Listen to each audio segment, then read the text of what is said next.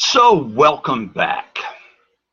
This is the, ow, I just shined a light in my eye and it hurt. Pain and suffering. This is the 76th segment of Making Sense for 7 Minutes, and it's the 6th segment where we are taking a hard look at evil and suffering. Where the question comes up, how could an all-loving and all-powerful God allow me to run out of wine? You would think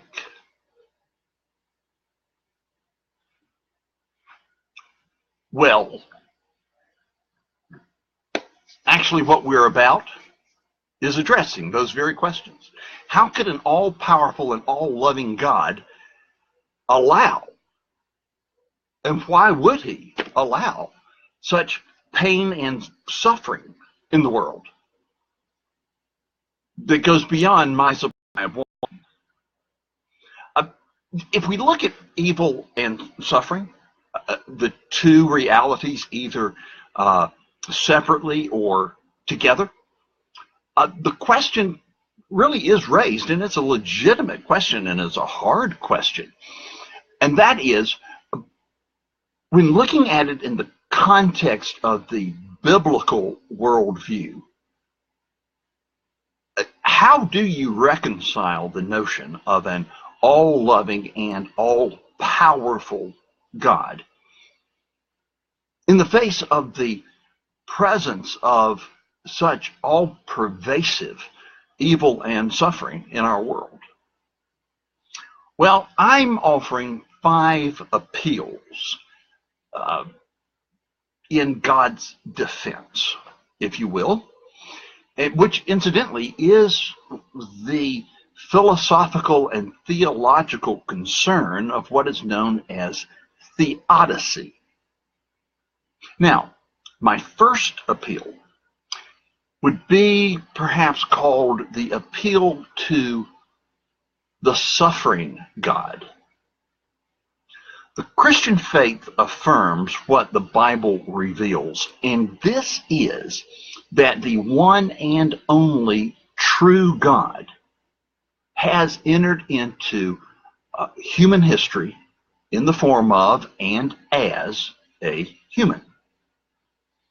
And in doing so, he experienced the full range of the human condition, including being subjected to evil and suffering. The Christian faith, subscribing to and affirming the biblical worldview, is the only religion that acknowledges the fact that the one true God is a God that suffers. That is significant. And he took on the suffering of humanity because he chose to.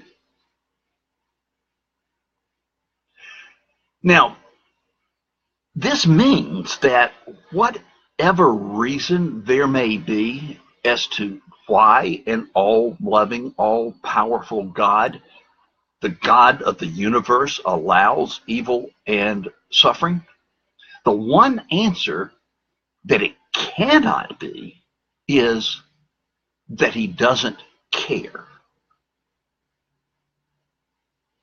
Here's what we know from the Bible about God the Son and what he took on.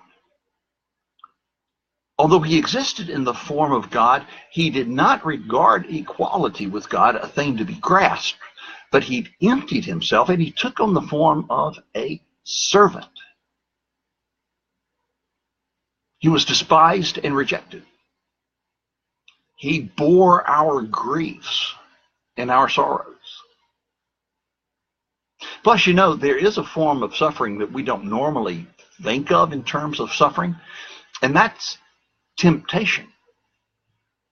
And Jesus was tempted in all ways as you and I are, yet without sin. Which means that we do not have some sort of high priest type up there who cannot sympathize with our weaknesses and our struggles. Our God is a very empathetic God. And then, of course, after years of subjecting himself to the evil and the suffering inflicted upon him by humans, the ultimate evil he subjected himself to was his own death on the cross. Of course, that was not the end of him, because 3 days later, the resurrection, the bodily resurrection of Jesus took place. And we'll look at that a little later on. But my point is this: whatever reason there may be as to why an all-loving, all-powerful God allows evil and suffering, the one answer that it cannot be is that he doesn't care. Now, the second appeal that we'll look at in the next segment is the question and the appeal of origins. Did God create the best of all possible worlds? Do we live in the best of all possible worlds? It's a good question. Thanks, y'all.